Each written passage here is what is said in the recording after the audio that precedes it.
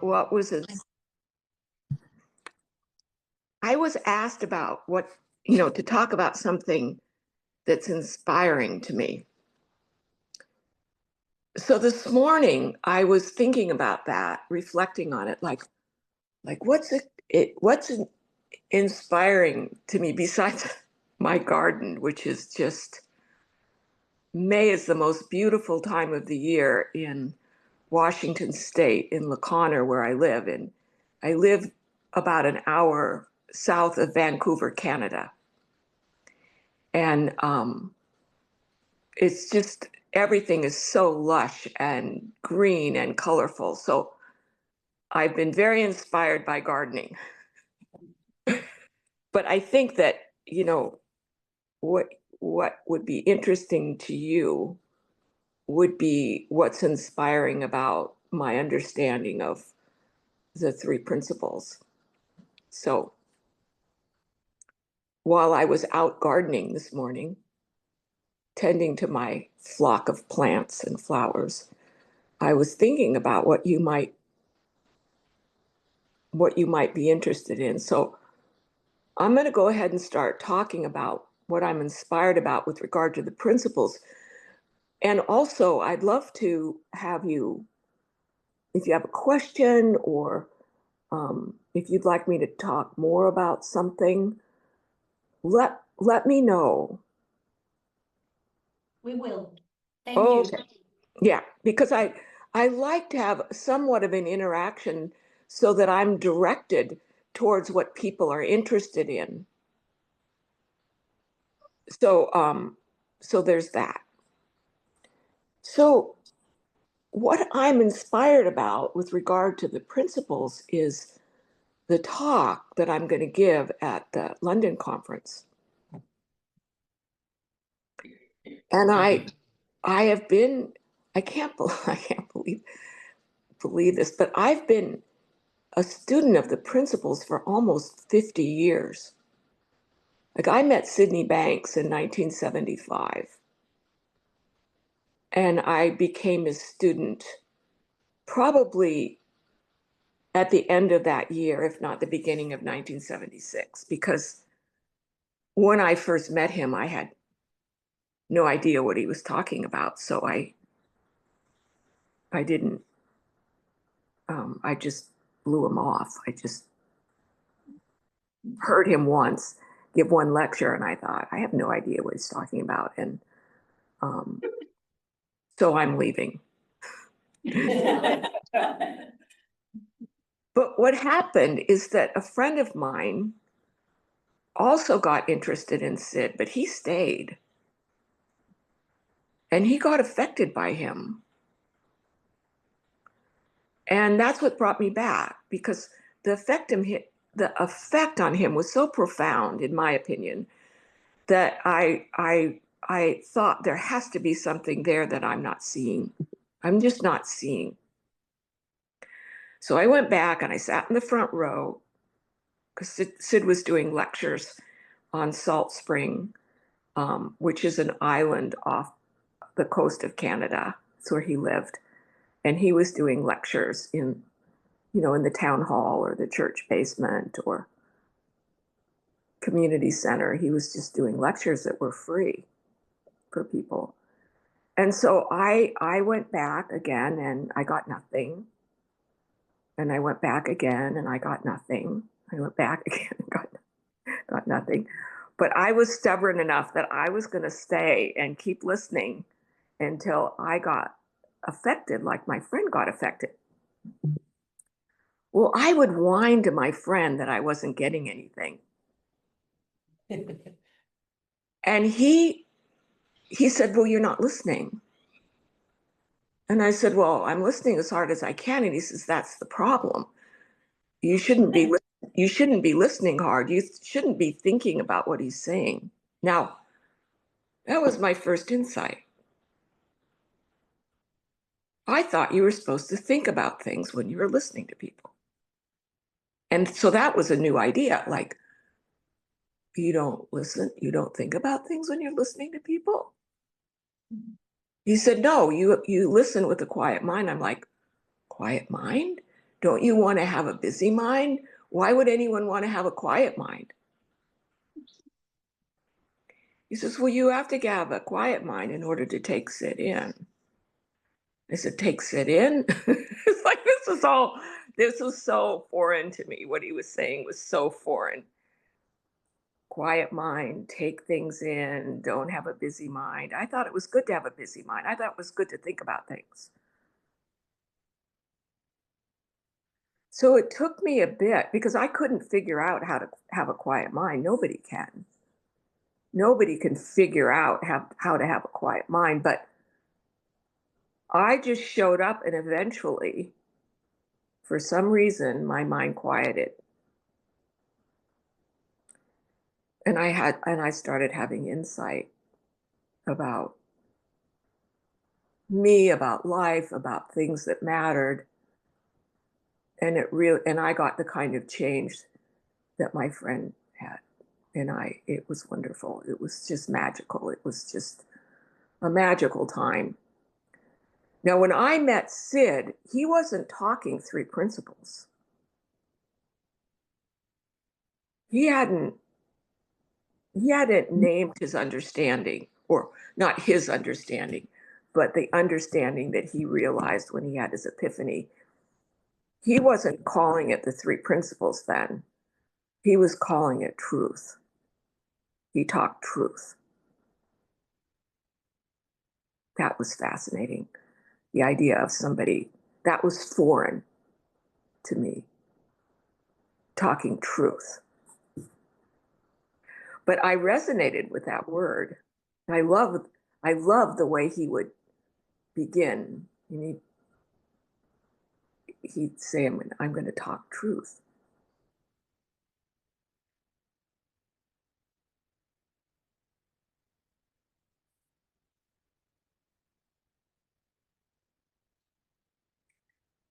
And what truth meant was what everyone had. Well, everyone was, that every person had truth, was connected to truth, had truth in them. Everyone was connected to truth from the inside out. Inside, inside. He talked about inside. And now, when people talk about, when they teach, they talk about innate health, they talk about wisdom. But see, that's the same thing. It's pointing to the same thing. And what it's pointing to is an experience of a deeper level of consciousness that has a feeling. That's the other thing that Sid would talk about all the time. He'd talk about feeling, the feeling of truth, the feeling of truth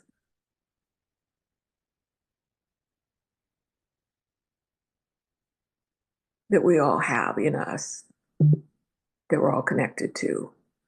And the only thing that happens is we get our ego co-ops. Our ego gets in the way. Our ego,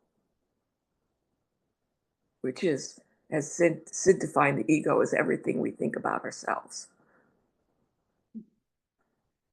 So we think about ourselves too much and we start to lose sight of the truth, our wisdom. We start to lose sight of it. And we think about ourselves way too much. We lose sight of it altogether and we're lost in our thoughts,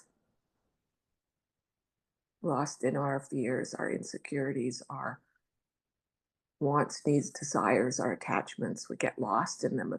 We get too busy minded about them.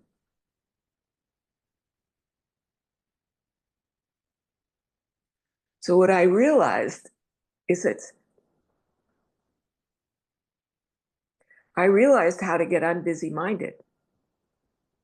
I couldn't stop getting busy minded, but I learned how to get out from underneath it. I learned how to get not go too far, such that I lose the pulse of my own wisdom and common sense.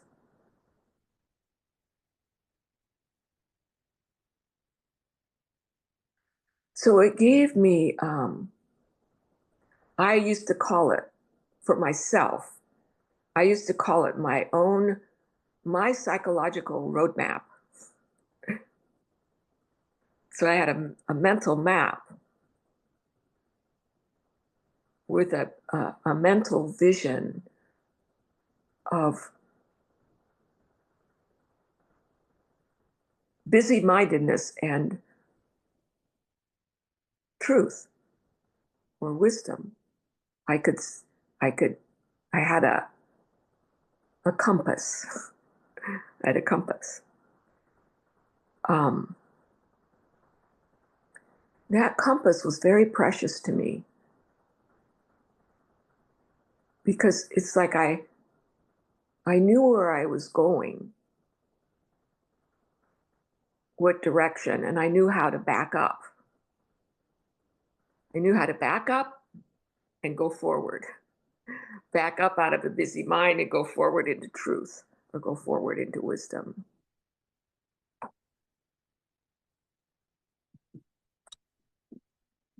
My husband just came in. Hey, sweetheart, did you take your pill? Okay. He wants, I did. he loves women and he wants to sit, he wants to, he wants to be part of the group. Yeah. All right, sit in the chair.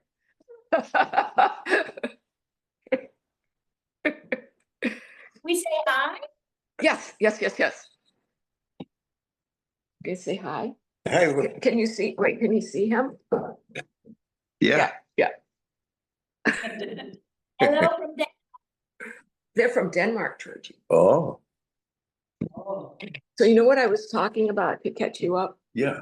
They asked me to talk about something I was inspired by. So, I was thinking about it while I was gardening this morning, and I'm really inspired by the talk that I'm going to give in London.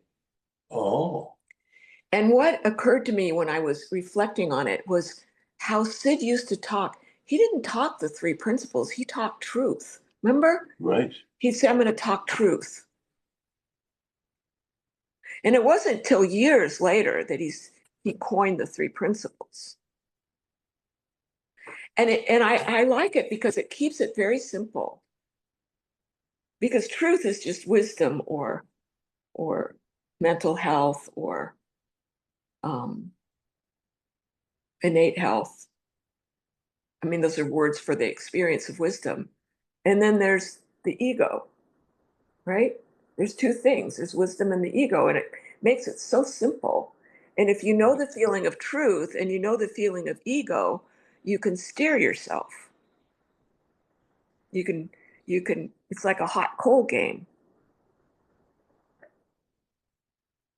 What do you think of that? Love Do it. you like that? Okay. Yeah. Good. Now, one time I asked Sid what he did. I said, what are you doing when you talk to people? What are you doing? He says, I talk in such a way that puts the intellect or the ego to sleep, such that people get in touch with their wisdom and have insight. And I was thinking about insight because, there's insight that really shows you what to do. Like I had a client recently, and it was so funny. We were laughing over this, but he said, you know what I realized? He says, I overanalyze and I realize the answer is stop it. Now that was it had the feeling of an insight. It had this very kind of explosive um, whoosh to it. It was like it just opened his mind. It was like it had the feeling of an insight. It was like, I've been trying to figure out how to stop figuring things out. And I realized I just have to stop it, full stop. And he started laughing. He was delighted.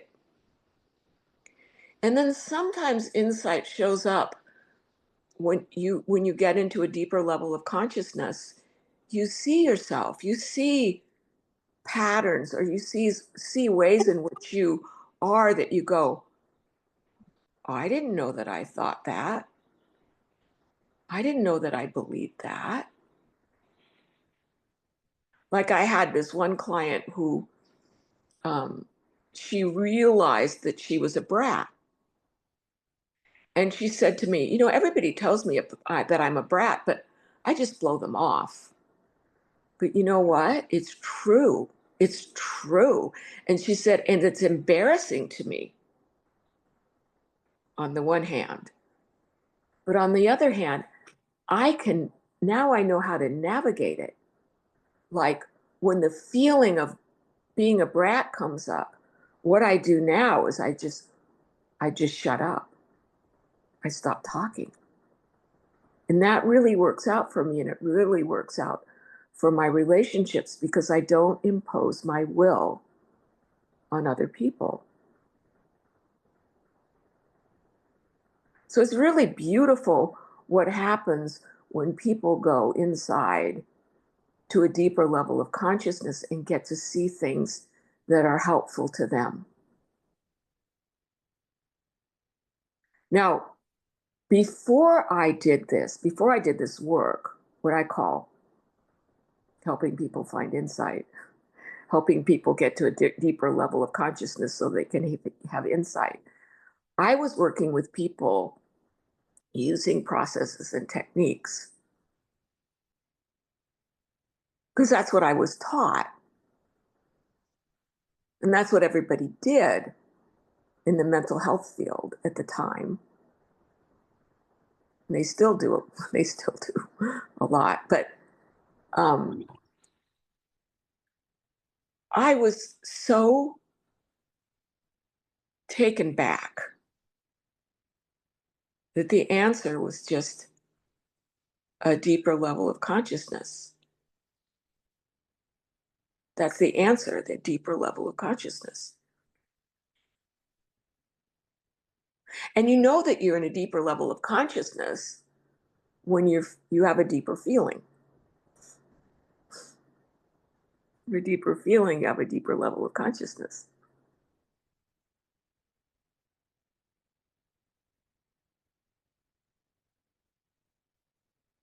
And I asked, Sid at one point, he asked me to teach. He said, I want you to go teach. And I'm like, teach what? I can't teach like you. He says, no, you teach like you. He says, all that matters is that you're at a deeper level of consciousness than your clients are. That's all that matters, that you're in a deeper level of consciousness and you talk from that feeling. He says, you just have to be a little bit deeper in your level of consciousness and then draw them into your level. Don't go into theirs. Don't go into their level. Have them go into your level. Don't get drawn into their problems, into their problem thinking. Stay in a feeling.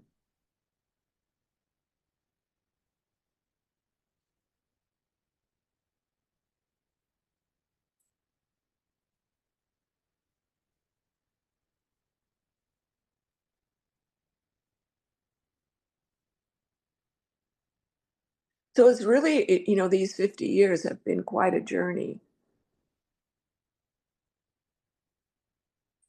And it's been really beautiful to be able to help people, to talk with them and have them have insights that help them in their life.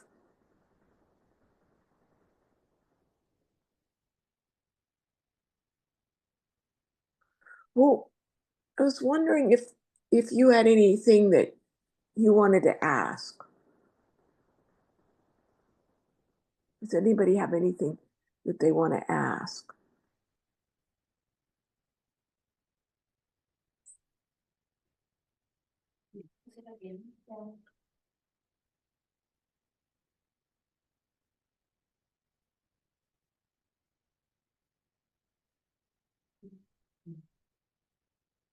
Yes, no, maybe? Not right now, Linda. Okay. Does anybody have anybody have anything they'd like me, any specific thing they'd like me to talk about that's on their minds? Oh, I'd love to hear about this. Hvis der er nogen, der har lidt bøvler med, så er det virkelig en gave at få lov at snakke med Linda om det. Bare, ja, Ja, Jeg kunne bare godt tænke mig frygt og snakke om frygt, og jeg synes, det gav så meget hjælp til det. ja. Snakke om frygt. ja, kunne du tænke dig at komme op og selv og stille det? Nej. Nej, jeg vil gerne have Lisbeth. Ja, tak. Ja. Linda? There is Yeah. a question. There is a question here. One of our participants, Lisbeth, would like you to talk a bit about fear. About fear? Yeah. Oh, okay. Yeah.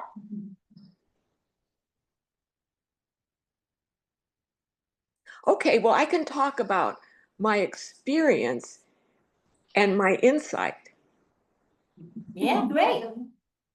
Because there was a time in my life that I kind of felt this underlying fear. And I couldn't understand it. It didn't make any sense to me why I was fearful. There was nothing wrong. But I would have fear. And yet there was nothing wrong. And so I know not to think about that. I know not to go into trying to analyze it and think about it and figure it out. I know better. Although sometimes I would, and then find nothing and back up. But I happened to go into for some reason, I don't know, I just went into a very deep level of consciousness, and I knew I was because I was in a very deep level of feeling. And it occurred to me what it was about. It was very specific. My fear was about leaving and being left.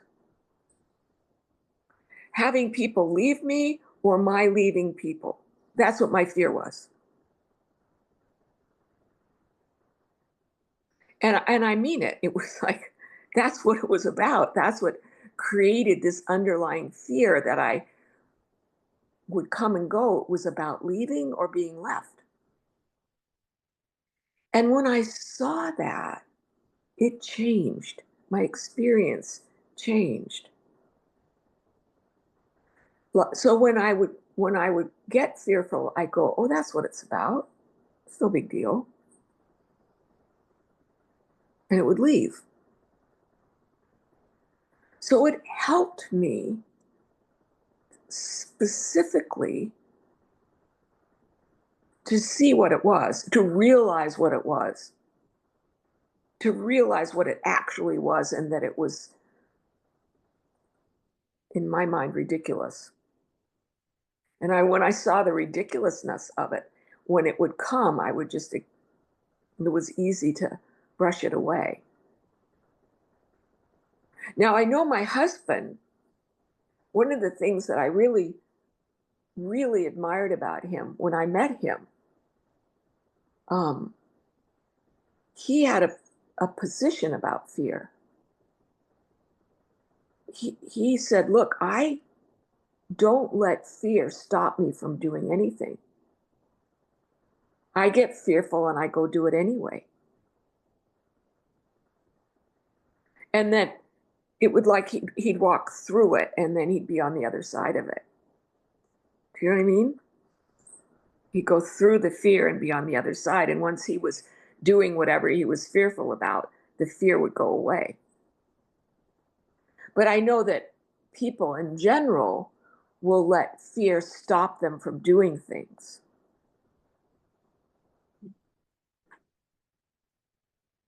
But my husband's attitude was, I'm just going to go through it. Which actually is the definition of courage.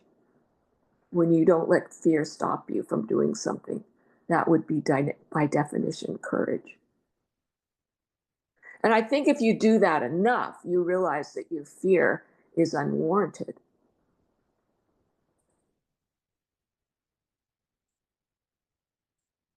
And I think if it was really a fearful thing, truly fearful, your truth wouldn't allow you to do it.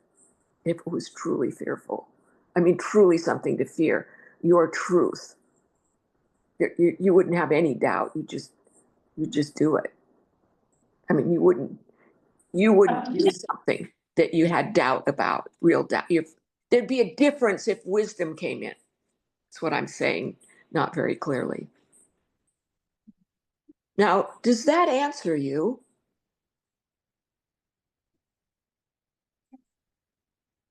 It's a thank you from here. So that worked for her? Does that work for her? Or is there more? Mia? You okay? Hello? Hello? Ja, tak meget. Er der nogen andre?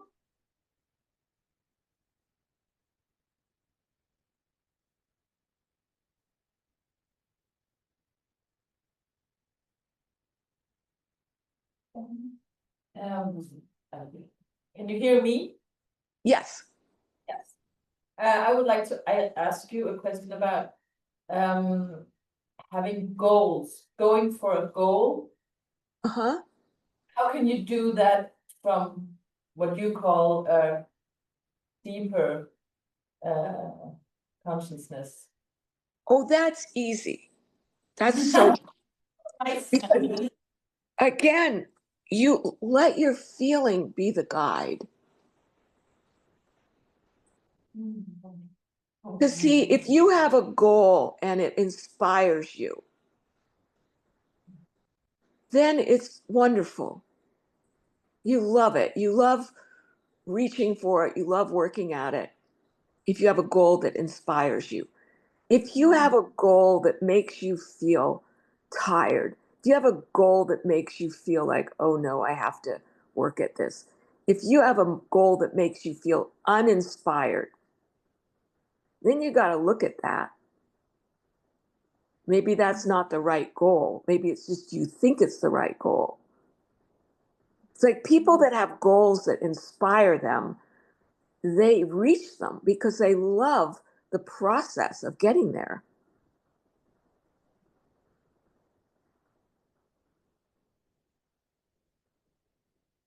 See, in my world, I don't have goals. I have inspirations. I'm inspired to do something. I use inspiration rather than goals to direct me through life. But the thing about the principles, here's the thing about the principles or truth. You get to be a free thinker. If you want to have a goal that's hard, that makes you dispirited, you can have a goal that's hard that makes you dispirited. It's your right. You can do things the way you want because you're a free thinker. You get to think it up. You get to think it up the way you want.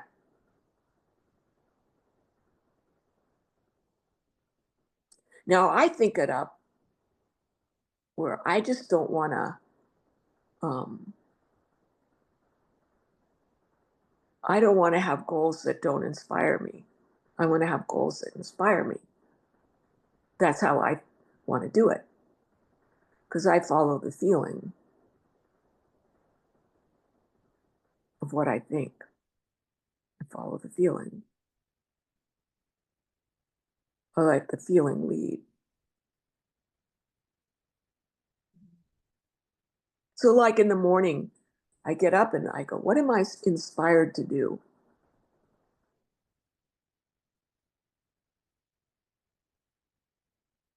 And I might be inspired to do something that I didn't want to do yesterday. Like yesterday I might think, oh, I should clean the house. That should be my goal, cleaning the house. And I don't want it. And the next morning I may wake up and go, I'm inspired to clean this house.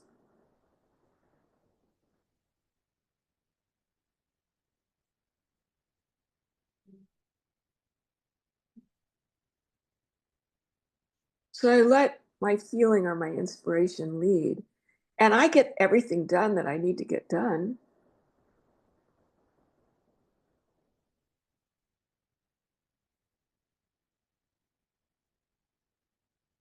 This morning, my coat closet has been, I look at my coat closet by the front door and it's just a big old mess.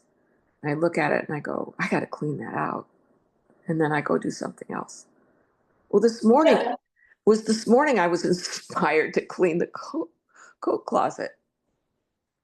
It's inspired. Oh, I'm going to clean that. And I did.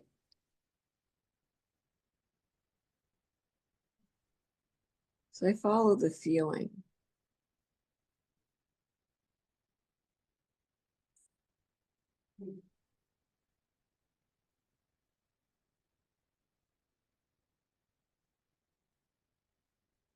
I have a question. Can you hear me? Yeah. Yes. Might be a different kind of question, but I was thinking you've been in this understanding so long, 50 years. That's really amazing. I've only been, yeah, I've been back for like 3 years or something. And I was just curious about, do you get this? I have the sense that things are spiraling and spreading, and a lot of people are being inspired by this understanding. You've been in this understanding for 50 years. Do you ever get impatient, or do you have the same feeling or sense, or what's it like having known this for so long? Do you get my question? I do. I do. I have to take that in for a minute. I have to reflect on that for a minute.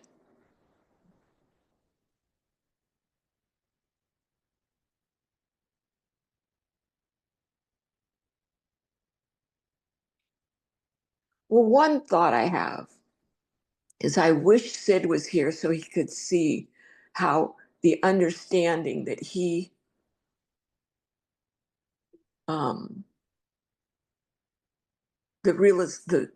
the epiphany he had that gave him the understanding that he called the three principles.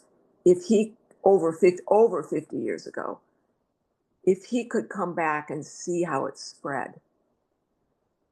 I often have that thought. I wish Sid could see that it's in almost every country in the world now.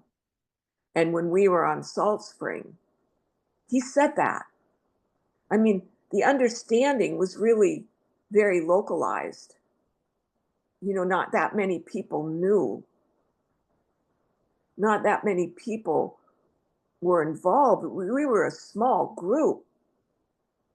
And he said, this will go all over the world. And I'd like, and when he said that, I'm like, yeah, well, I don't know about that.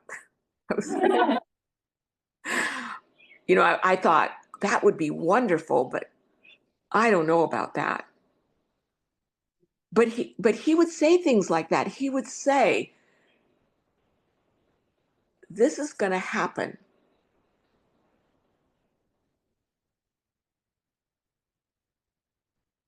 And I'd say, well, how do you know?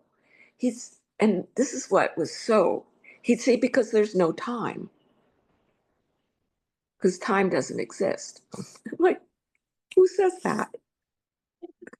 It's going to happen because time doesn't exist. And I'm like, he'd say things like that would totally, I had no way to think about it or embrace it, or no way to put it, no place to put it.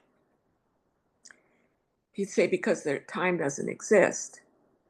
And it's already happened, or it's gonna happen, or no, he'd say it's already happened. Which I couldn't understand that. I couldn't understand him when he would talk like that.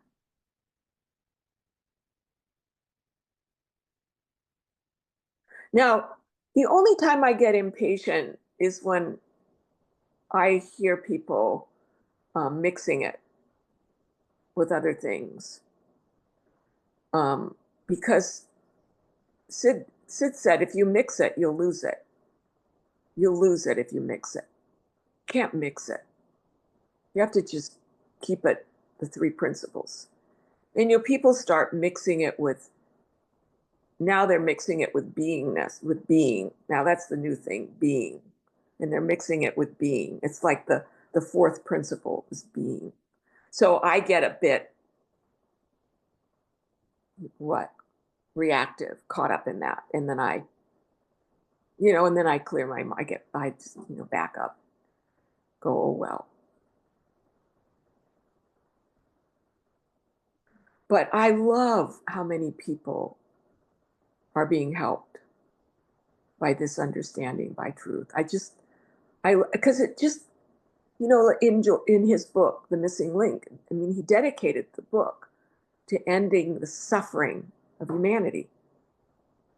It was the point of The Missing Link, is to end the suffering of humanity. So when you're working with people, and they have an insight, a little bit of their suffering ends, or sometimes a lot of their suffering ends. People suffer less because they suffer because of their thinking. And when you have realization, you think different. You have new thought, which is a realization, you think different.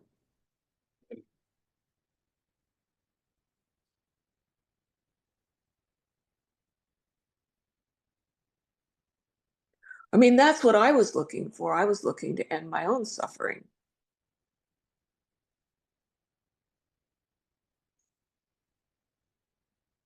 Now, my suffering was, I suffered from confusion, from muddled mind, from not knowing what to do with my moods. I suffered from hurt feelings.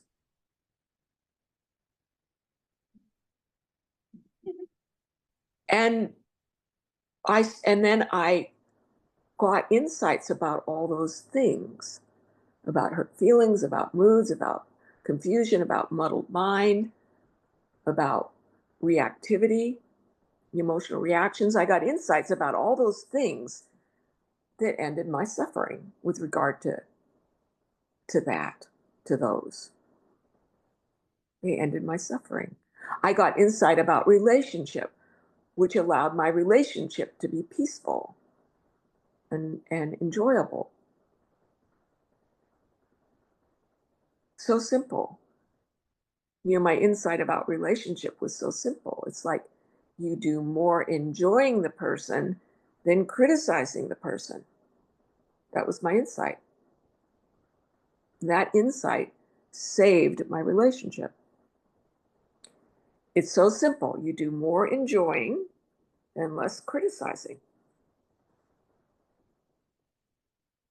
So simple, but it completely changed my relationship. One simple insight revolutionized my relationship. Understanding the difference between busy mind and truth changed me as a person.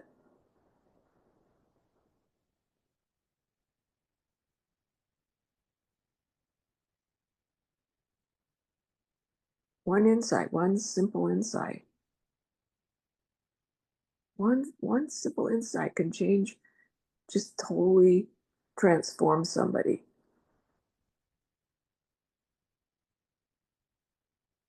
And that's what Sid's gift was to the world. And I'm so grateful that I got to meet him. I'm so grateful that I got to be his student. I'm so grateful that I got to be his friend.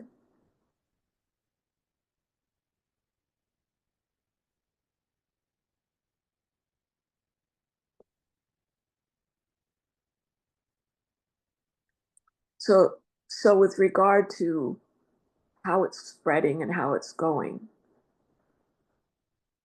do me a favor and don't mix it. Keep it pure.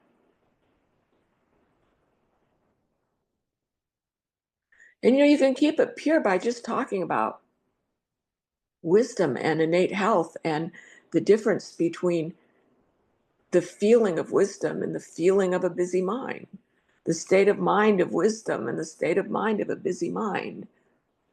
Deeper levels of consciousness, you can keep it really simple because basically you're speaking to people that have this in them. It's not like you instill wisdom into people. They have wisdom. They get lost from it. So all you're doing is reminding them of what they already have. Because they're just like you. They get lost in thought and they get found in wisdom. They get lost in thought and they get found in wisdom. And if you are a practitioner, I don't know if you're practitioners, but if you are practitioners, or even not practitioners, just for yourself, you practice on yourself, like I practice on myself. I'm my own best counsel. I'm my counselor. Otherwise, because I'll hear this voice, Linda, stop thinking.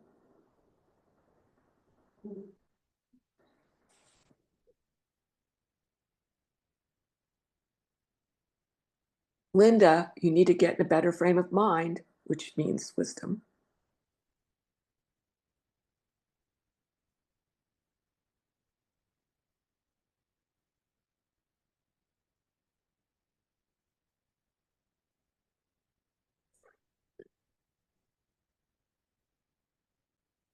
I hope this is helpful.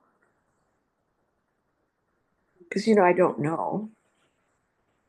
Thank you. Are you guys having any insight as I'm talking? No. Yeah, we are. You are having insights. Will you share? Would you share them? I'd love to hear them. Noget, som der er poppet op hos nogle af jer her, mens Linda har snakket. Oversætter gerne, ja. I just love the simple part about enjoying more than criticizing, especially in English. I know, isn't that so? It's so simple. It's so simple. Ja, jeg synes også, det var lidt en indsigt der med sandet, altså det er to, Ja. i stedet for bare at sige tre principper, så sige sandet. Ja. Det var en indsigt. Yes. Jeanette, yeah. One of our participants, Jeanette, says that she loves the part where you talk about truth instead of the three principles. Isn't that cool? I love it too. It resonates with me because truth, really truth is the principle of mind, the way I see it. And the principle of mind is the intelligence energy of all things that everyone is a part of and connected to. So to me, truth is mind. And I think that Sid added consciousness and thought just to have a conversation.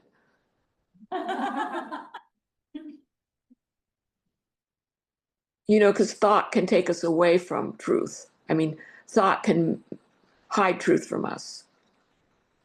And as we go to different levels of consciousness, we find it again.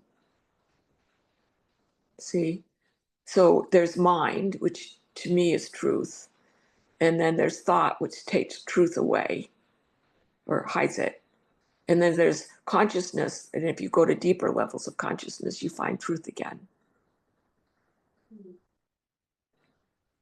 I love that. So simple. Just so simple.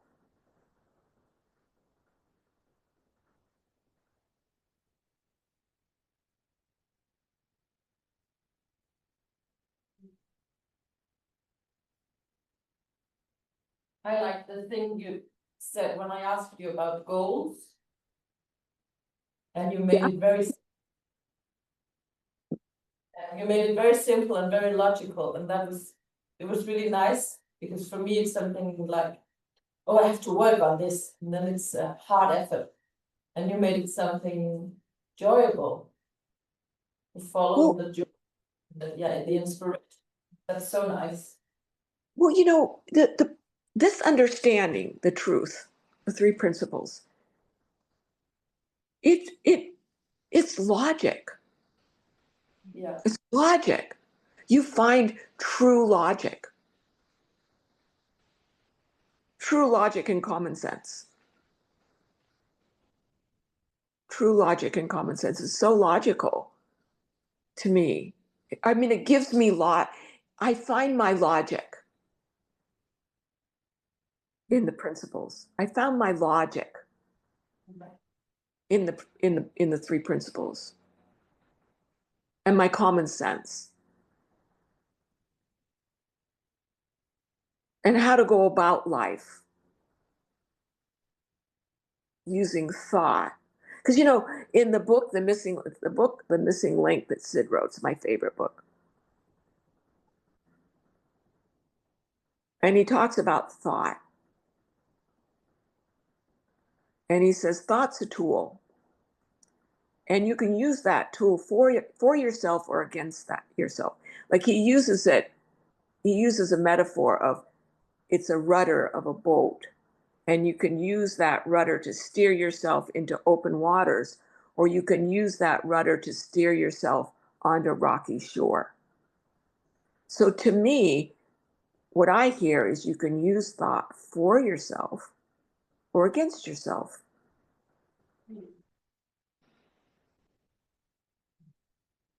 So an example would be you can use thought, and you can say the use of thought would be, for me, I'm not going to have goals that don't inspire me. That's using thought for me. For me, I'm going to have goals that are hard that I don't want to do. That would be using thought against me.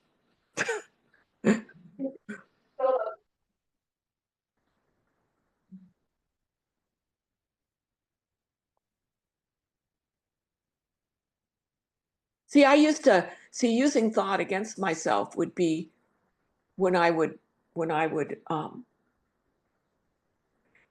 how people use thought against themselves?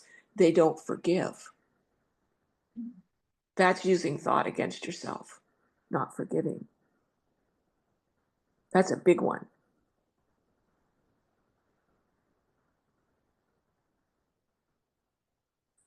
You see, when you don't forgive, you hold a bad feeling. Could you elaborate on that, please, Linda? Well, when people don't forgive, they hold on to a grudge or a bad feeling about something or someone, or even life. Some people don't forgive life. They'll have something happen, and then they blame life, and they have a bad feeling about life. Or somebody hurts their feelings and they don't forgive, and they hold a grudge. See, forgiving is just letting go of bad feeling about something. And I think that people don't forgive because they didn't want it to happen, or they use it to protect themselves from it happening again, which is faulty using thought against yourself, because you can't do that to control anything. It doesn't work. But they think it works. It's not logical. It's not logical. There's logic in the mind if you can find it, and you can find the logic through the principles, and it's logical to forgive. Because if you don't forgive, you hold bad feeling.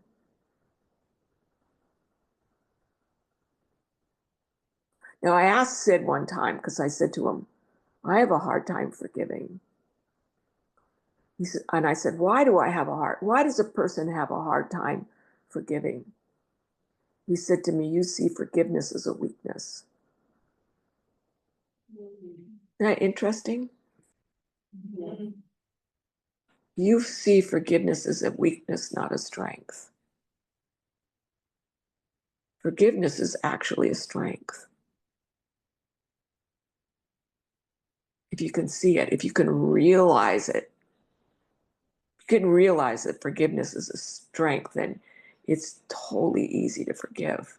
You just forgive in a minute.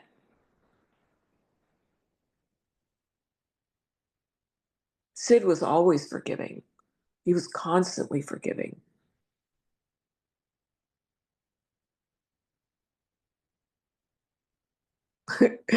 So we would, you know, when we were first started teaching, when George and I first started teaching, he'd come and hear what we were doing, and he would be so upset. He'd go, "You've taken truth back 100 years by what you just did in that seminar." Because, you know, we were, and he had to forgive us for the level of consciousness that we were teaching at. We were not teaching at his level of consciousness.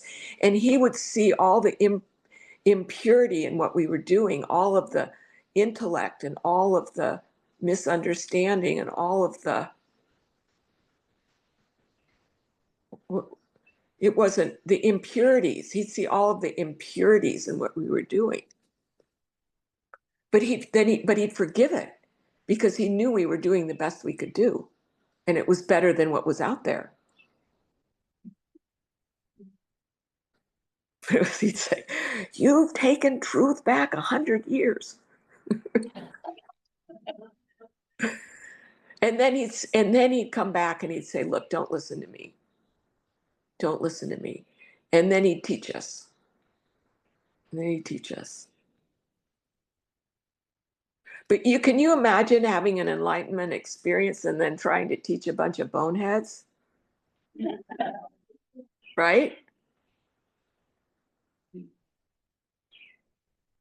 Because he was trying to get us to hear what he heard.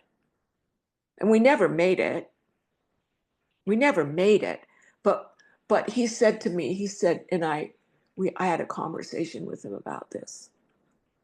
He said to me one time, he said, no one can understand the three principles unless they become enlightened. And I was like, well, then why do you have them? If nobody can understand them, why do you have them?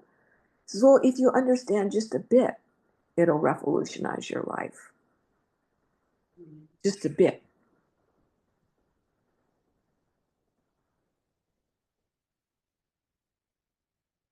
It's true. Just a bit goes a long way. Just a bit of truth goes a long way. But when I think about how he struggled with us, trying to teach us, because he wanted us to get the whole thing. He wanted us to have the experience that he had.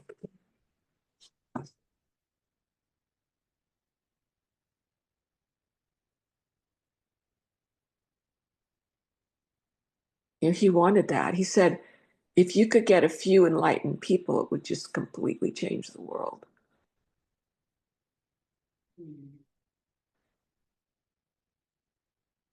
It would make the world peaceful. You could get a few enlightened people, it would change the world.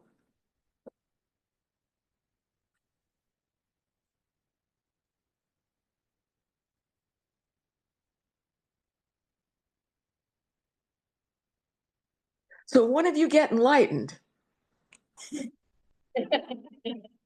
and change the world. It's in 2 minutes. You can get enlightened without me. You know, it just happened to Sid. The experience just happened to him. It just happened. You know, he heard somebody say to him that his thinking was just insecurity. And from that utterance came his experience. Your thinking is just insecurity. You're not insecure. You just think you are. You're not insecure. You just think you are. And that's where his realization came from or started from. You're not insecure. You just think you are. It's not who you are. It's just who you think you are.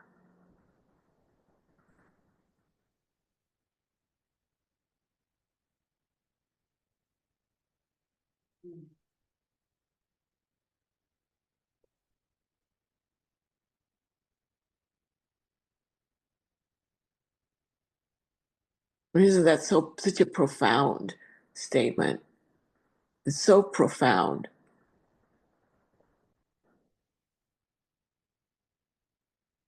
That you're not who you think you are.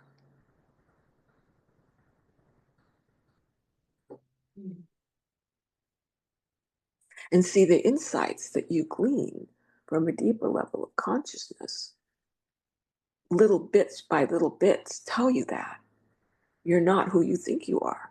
Those are insights that tell you you're not who you think you are in this regard. You're not who you think you are in that regard. And it ends the suffering.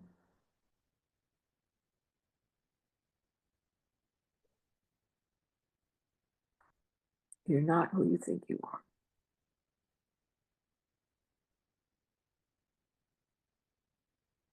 Or you're not what you think. It's another way to say you're not what you think. You're something deeper than what you think. You're something deeper than the content of your thinking.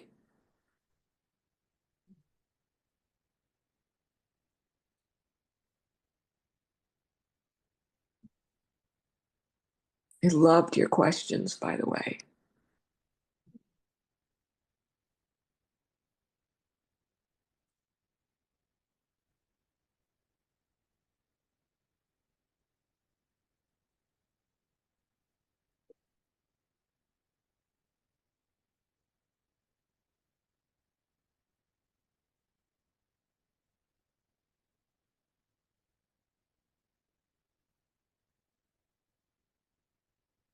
Doesn't that put you in a reflective mind? Doesn't that put you in a reflective mind? The thought that you're not what you think, you're deeper than the content of your thinking.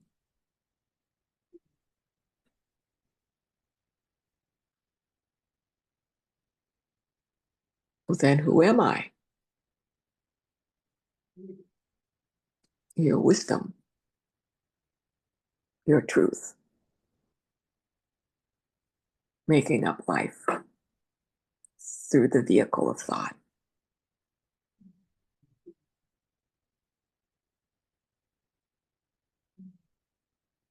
You can't help it. You have to. You have to make up life through the vehicle of thought. It's just make it up in a way that allows you to be inspired and resilient and happy, and make it up in a way that where you enjoy your life.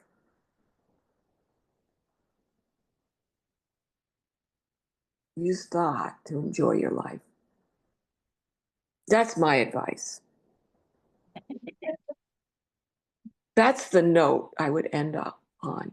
Use thought to make up your life enjoyable. Inspirational.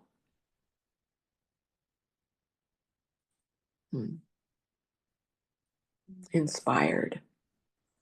I love that you asked me to talk about what I was inspired about. That was really good. That was really a good platform. That was a good thought.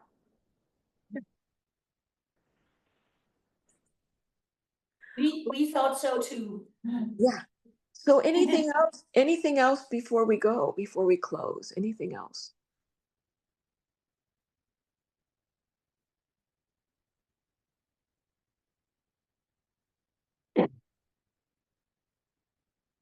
Are we an hour or are we longer? We're an hour, Linda. Okay. No, Yeah. but I'll take a little longer if anybody has anything last thing that they want.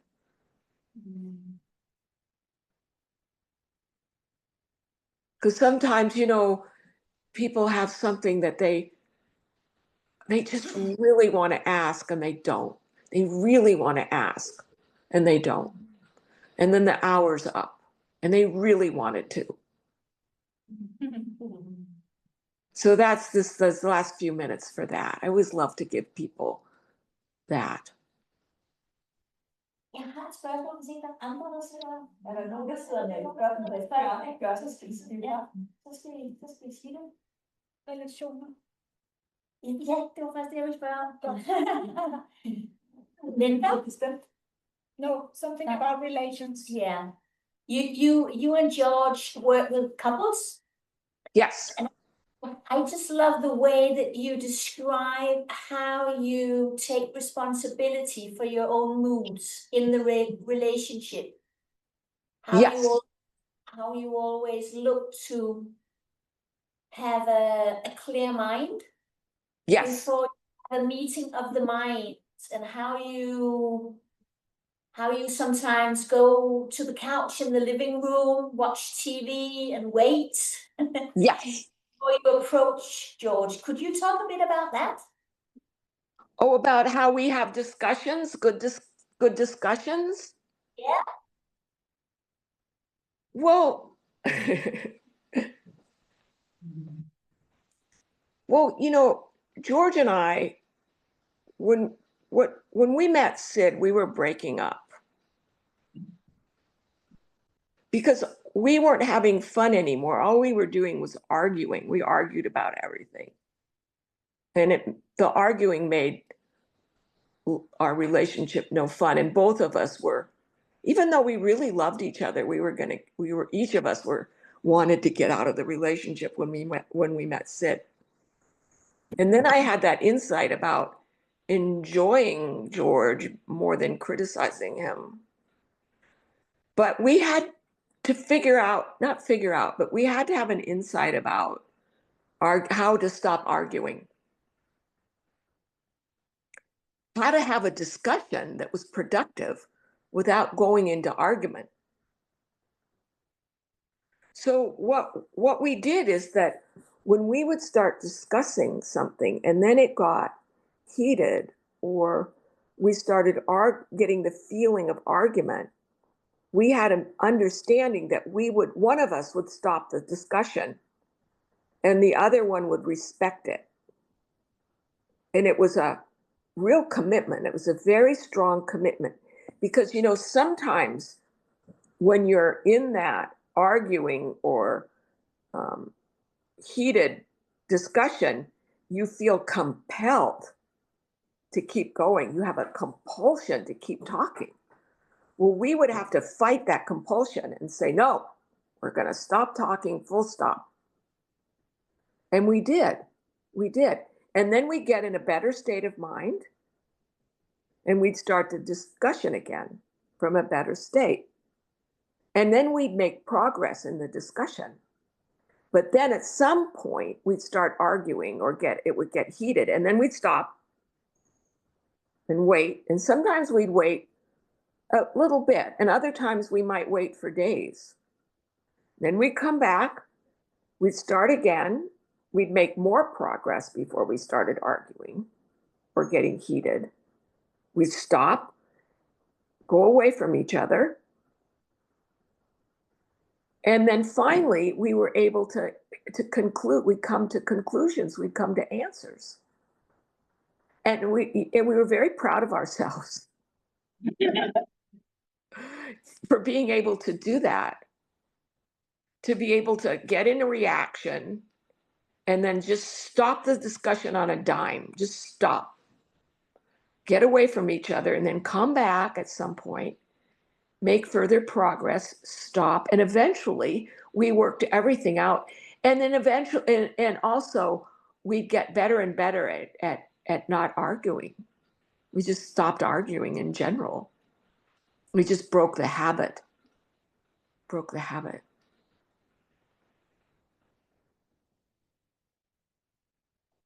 But it was a commitment, a meeting of the minds between the two of us that we were not going to talk about issues or things when in the state of mind of reactions or are in the state of mind of arguing. Do you want to add anything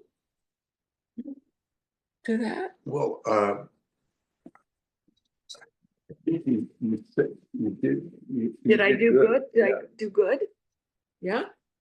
Now, I would suggest that they read a book.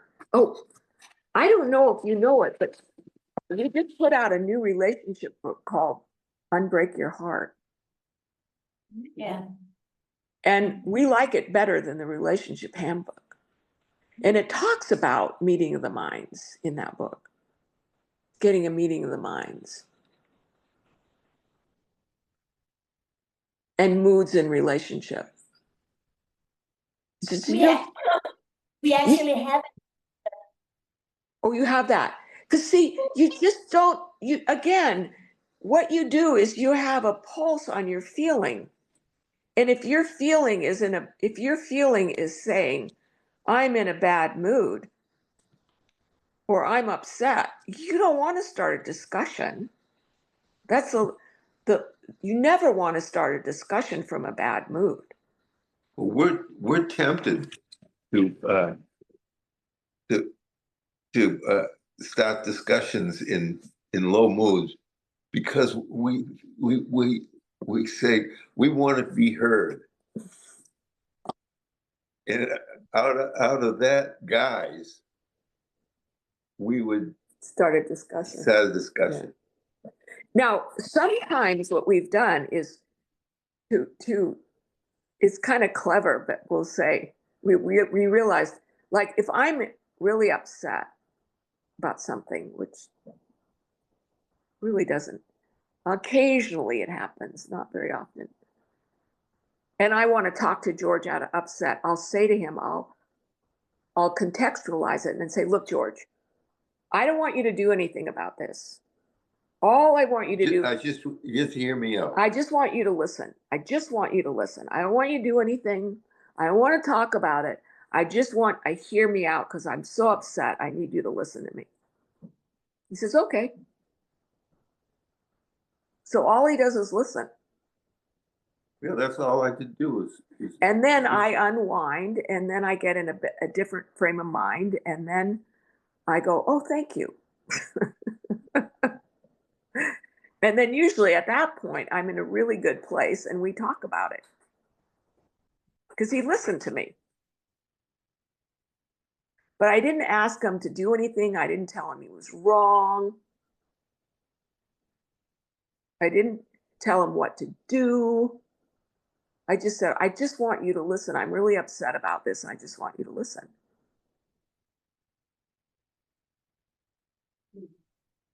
I'm not asking you to change.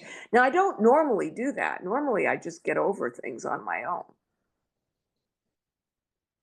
before I talk to him. But every once in a while, I'll just say, I really need you to hear me out.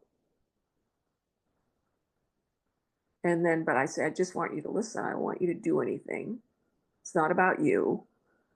It may sound like it's about you, but it's really about me getting over this. It's about me getting over something, getting over an upset. And like I said, I normally don't do that. Normally, I just get over my upsets on my own, get over my thinking on my own. But sometimes I use George to get over my thinking.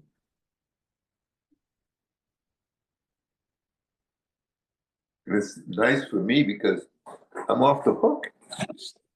What do you mean you're off the hook? You know, in other words, all I have to do is listen, Oh, yeah, you don't have to do anything. and that's it. Yeah, you just have to Yeah. listen. Yeah. He doesn't have to fix it. Because see, a lot of times when people are, in upset, in a bad mood, and they start talking about something, the person on the other end of it is, they think they have to fix it, or the person who's upset even says, you have to fix this. But listening is not about fixing, it's just listening.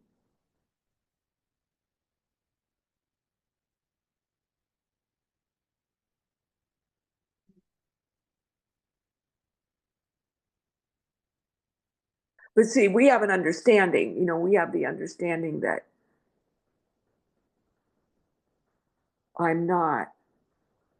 it's not an attack on George. See, so you'd have to have that understanding with your partner.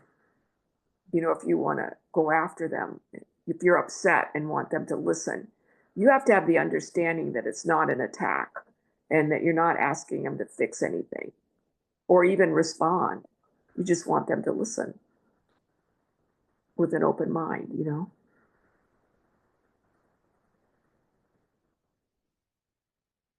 That can be a little tricky.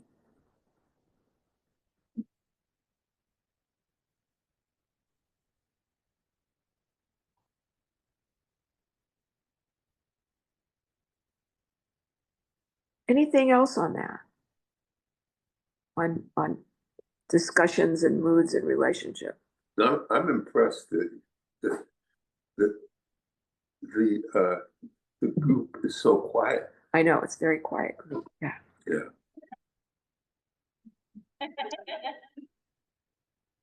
What? We were just laughing, Linda.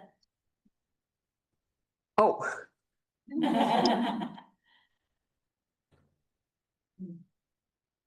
anything else on relationships? Can